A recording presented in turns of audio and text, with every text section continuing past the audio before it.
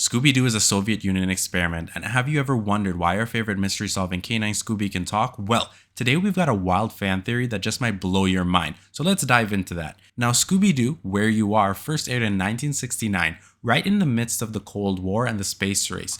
But what if I told you this theory here connects Scooby to the Soviet space program? I'm pretty sure this sounds really intriguing, right? Well, in the 1950s and 60s, the Soviets sent dogs like Lakia, Belka, and Strekla into space as living test subjects.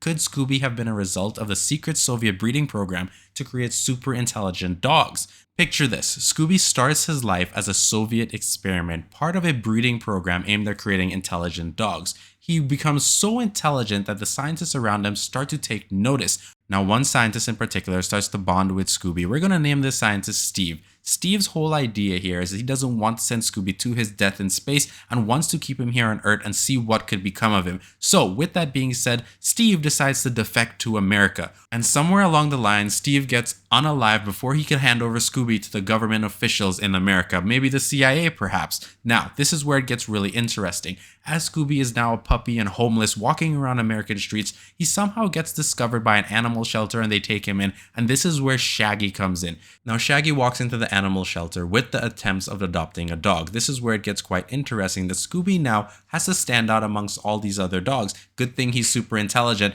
and uses his intelligence to ensure he does, which causes Shaggy to adopt him. Shaggy, finding out that he adopted this really smart dog that may be able to kind of speak English, baffles his mind. And this is where the first thought he has is to show his friends in the Mystery Inc. Incorporated. And he runs over and shows all the group. And they're all baffled and amazed that this dog is so intelligent.